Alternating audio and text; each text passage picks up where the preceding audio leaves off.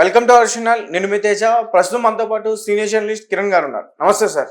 నమస్తే Teja. So cinema వల్ల ఇళ్ల పైన ఐటీ దాడులు చేస్తుంది.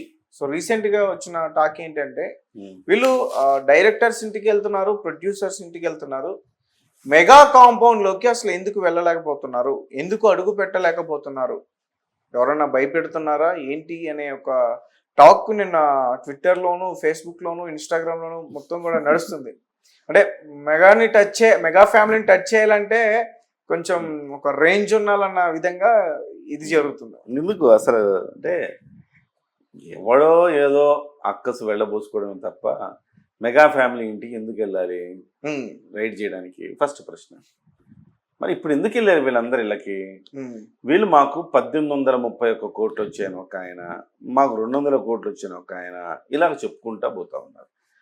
ఎవరు సంక్రాంతి బ్లాక్ బస్టర్ మాదే, ఇన్ని కలెక్షన్లు, ఇన్ని కోట్లు అని చెప్పుకుంటున్నారు కదా. ఆ చెప్పుకోవటం వల్ల వెళ్ళారే తప్ప అవునా అన్ని కోట్లు వచ్చినాయా, మరి ఎన్ని కోట్లు చూపిస్తున్నావు, నేను ఎంత నువ్వు కడుతున్నావు ట్యాక్స్ అని చెప్పేసి వెళ్ళారు ఐటీ వాళ్ళు. అంతే తప్ప సినిమా వాళ్ళందరి ఇళ్ళ మీదకి వెళ్ళాలని కాదు కదా అక్కడ లెక్క. కేవలం ఈ సినిమాలు వచ్చినాయి, ఎంత ఖర్చు పెట్టారు సినిమాకి, మీకు ఎంత రెవెన్యూ వచ్చింది, ఎంత దాచారు, ఎంత పంచారు, ఇవన్నీ తెలుసుకోవడానికి వచ్చింది. అంతే తప్ప ఇందులో చిరంజీవి ఫ్యామిలీకి కానీ మెగా ఫ్యామిలీకి ఏంటి సంబంధం? అసలు ఏమున్నాయి? మహా అంటే నువ్వు అనుకుంటావు గేమ్ చేంజర్ సినిమా ఉందని. గేమ్ చేంజర్ ఆర్థికంగా ఇబ్బంది పడిందని మనం అనుకుంటూనే ఉన్నాం కదా. సో అటువంటిప్పుడు ఆర్థికంగా లాభం వచ్చిన దగ్గరికి ఐటీ వెళ్తుంది, కానీ ఆర్థికంగా ఇబ్బంది వచ్చిన దానికి ఐటీ ఎందుకు వెళ్తుంది? ఐటీ వెళ్ళదు. సో ఆ రకంగా రామ్ చరణ్ ఇంటికి వెళ్ళే అవకాశం లేదు. వెళితే బన్నీ బాబు ఇంటికి వెళ్ళాలా? అంటే ఒకవేళ వెళ్ళాలనుకున్న చిరంజీవి గారిని దాటి వెళ్ళే శక్తి వెళ్ళకుందనుకోవచ్చా? ప్రభుత్వం అండి, చట్టం తన పని, చట్టం ముందు అందరూ సమానులే. అది చిరంజీవి గారైనా, కిరణ్ అయినా, తేజ అయినా, ఎవరైనా చట్టం ముందు సమానులే. చట్టం ఎవరికి చుట్టం కాదు. కాబట్టి ఎవరినైనా విచారించవచ్చు చట్టం. అంటే నేను ఎందుకు ఈ ప్రశ్న అడిగానంటే, చిరంజీవి గారు నార్మల్ గా గాడ్ ఫాదర్ సినిమా తీశారు, కానీ రియల్ లైఫ్ లో కూడా అదే పాత్రలో ఉంటారు గాడ్ ఫాదర్ లాగా ఇండస్ట్రీలో. అందుకని అడుగుతున్నా. ఇండస్ట్రీకి గాడ్ ఫాదర్ అయినంత మాత్రాన ఆయన ఇంటికి వెళ్ళకూడదు, ఐటీ సోదాలు చేయకూడదు అని ఏమైనా ఉంటుందా? ఇప్పుడు బన్నీ అంతకుముందు ఈ ఘటన జరిగినప్పుడు కూడా అందరూ అనుకున్నారు అల్లు అర్జున్ అయితే ఏంటి మనిషి కాదా, అల్లు అర్జున్ తప్పు చేయడా, తప్పు చేస్తే మీరు శిక్షించరా అని అందరూ అడిగారు. అలా అనుకుంటున్న క్రమంలోనే రేవంత్ రెడ్డి గారు అల్లు అర్జున్ అరెస్ట్ చేయించారు కదా. సో చట్టం తన పని తాను చేసుకుపోయేటప్పుడు ఎవరైనా నువ్వు నేను తమ పర అనే భేదం లేకుండా చేసినప్పుడే అది కరెక్ట్గా సిస్టమ్ అవుతుంది. ఆ సిస్టంలోనే ఇవాళ ఇదంతా కూడా పనిచేస్తుందని నేను అనుకుంటున్నా. పోలీసులకి ఏముంది, నిజంగా రామ్ చరణ్ 186 కాదు మాకు 1000 కోట్లు దాటాం ఈ సినిమా అని చెప్పుకొని ఉంటే ఈ పాటికి దిల్ రాజులతో పాటుగా రామ్ చరణ్ ఒకవేళ నా రెమ్యునరేషన్ 300 కోట్లు అని చెప్పుకుంటే రామ్ చరణ్ ఇంటి దగ్గర కూడా వచ్చి 300 కోట్ల రూపాయలు ఎక్కడ ఉందా, ఎక్కడ తీసుకున్నావు, మాకు ట్యాక్స్ ఎంత కట్టామని అడిగేవాళ్ళు. కానీ రామ్ చరణ్ గారు ఎక్కడ కూడా పబ్లిసిటీ చేయలేదు. ఆయన చేయలేదు. రామ్ చరణ్ గారు చాలా హుందాగా వ్యవహరించాడు. సరే, ఈవెన్ సక్సెస్ మీట్ కూడా పెట్టలేదు తేజ, సక్సెస్ మీట్ కూడా పెట్టలేదు. ఆయన స్పష్టంగా ఉన్నాడు ఆ విషయంలో. మనం కొంత ఆర్థికంగా ఇబ్బంది అయింది, ఈ సినిమా నిజాయితీగా ఉన్నారు, ఆర్థికంగా ఇబ్బంది అయింది. అటువంటిప్పుడు ఎందుకు మొదటి రోజు కలెక్షన్ కూడా 186 కోట్లు అని ఎందుకు వేసారని అరిచాడట. ఎందుకు వేశారు మీరు? ఆర్థికంగా ఇబ్బందుల్లో ఉంది కదా ఈ సినిమా, అందరికి తెలిసిందే కదా, మీరు ఇట్లా మళ్ళీ అభాస్పాలు అవుతాము, ఎందుకు అవసరమా, వదిలేసేయండి ఇక్కడతో అని చెప్పారట. సో అందుకోసం సో ఆయన కూడా చెప్పుకొని ఉంటే ఇట్లా ఫేక్ కలెక్షన్స్ చెప్పుకొని ఉంటే వెళ్ళారు. ఇప్పుడు పుష్ప ఫేక్ కలెక్షన్స్ 531 కోట్ల ఫేక్ కలెక్షన్స్ బయటకు వచ్చినాయి. బయటకు వచ్చినట్టు మరి 530 కోట్ల రూపాయలు ఎక్కువ చూపించారు. వాళ్ళేమో కలెక్షన్ ఎంత కడతామంటే 1100 కోట్లే కడతాను ట్యాక్స్ అంటున్నాడు. మీరు 530 కోట్లు మరి తేడా వచ్చింది కదా అంటే ఊరికి అట్లా చెప్పుకున్నాం సార్ బజ్ కోసం అని చెప్పారు. అంతే కదా. సో నేను మొదటి నుంచి చెప్తున్నా తేజ, నీకు కూడా చెప్పాను, నువ్వు కూడా ఒక ఇంటర్వ్యూలో నాతో చేసావు, ఇది 1100 1200 మించి కాదు ఈ సినిమా అని చెప్పా.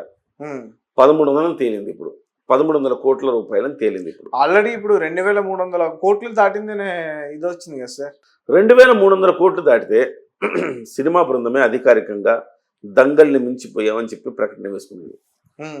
కేవలం కొంతమంది అత్యుత్సాహంతో చేస్తున్న పనే తప్ప అంతకు మించి ఏం లేదని మనం చెప్పుకోవచ్చు. సో మొత్తానికి మీరు ఏం చెప్తారంటే పుష్ప వల్లే ఈ ఐటీ దాడులు చేశారా? అంతేగా, స్వయంకృత అపరాధం. పుష్పలో రౌండప్ చేయాలా, రికార్డులు కొట్టాలా? ఇది వాళ్ళ ఎజెండా. ఇప్పుడు రౌండ్ అప్ చేసుకున్నారు, 300 కోట్లను కొట్టారు. రౌండ్ అప్ చేశారు, ప్రీ రిలీజ్ బిజినెస్ అత్యధికం అని చెప్పారు. రౌండ్ అప్ చేశారు, పుష్ప 2ని 2000 కోట్ల వరకు తీసుకుపోతున్నారు. అంతకుముందు రౌండ్ అప్ చేశాడు, జాతీయ అవార్డు కొట్టాడు. ఈ రౌండ్ అప్ చేసి కొట్టడమే వాళ్ళ ఐటీ రౌండ్ అప్ చేయాల్సి వచ్చింది. కానీ ఎక్కడ కూడా అల్లు అర్జున్ గారి ఇంటికి వెళ్తున్నట్టు కానీ ఇట్లా వెళ్తారు. అంటే అల్లు అర్జున్ గారికి నిజంగా వీళ్ళు డబ్బులు ఇచ్చారు లేదు అని లెక్కల్లో తేడాలు కనపడితే 530 కోట్లు కనపడింది అంటున్నారు. ఇప్పుడు అల్లు అర్జున్ ఇంటి మీద కూడా చేయరని నమ్మకం ఏం లేదు. డెఫినెట్గా చేయొచ్చు. దిల్ రాజు ఇంట్లో చేశారు. అల్లు అర్జున్ కూడా దీంట్లో కొంత పెట్టుబడి పెట్టాడని చెప్పుకుంటున్నారు. కాబట్టి అల్లు అర్జున్ ఇంటికి కూడా వెళ్ళటం అనేది ఖాయమని మనం ఈ రోజు రేపు 2-3 రోజుల గ్యాప్లో అల్లు అర్జున్ ఇంటికి కూడా వెళ్తారు. కేవలం మెగా ఫ్యామిలీ అని కాదు, ఎవరైతే మెగా ఫ్యామిలీ ఏముంది, వెంకటేష్ ఇంటికి వెళ్ళారా దాడికి? వెళ్ళలేదు కదా. ఆయన పైగా సినిమా కూడా తీశాడు.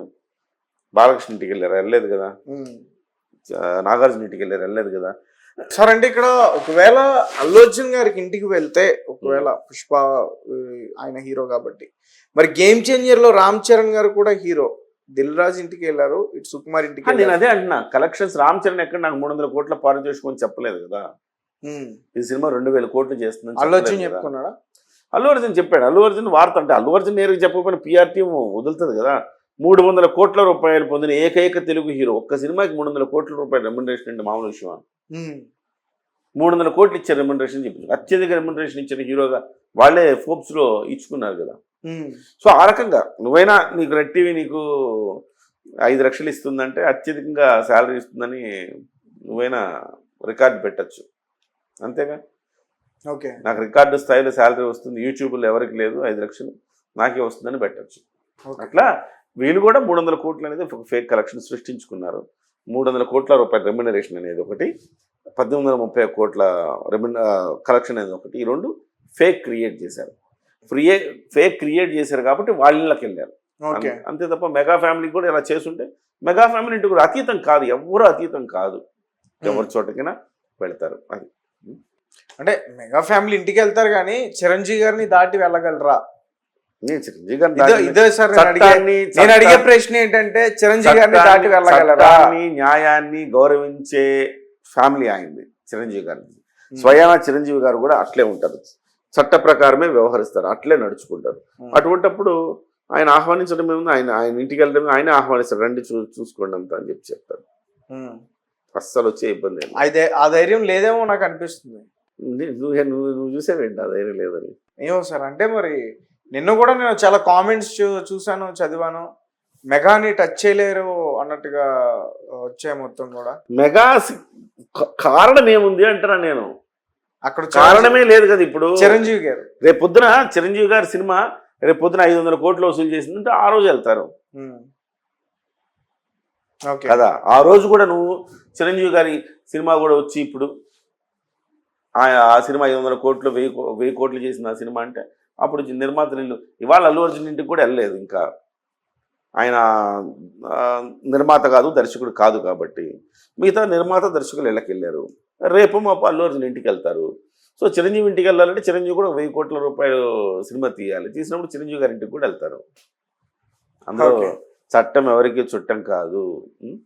Right sir, thank you so much.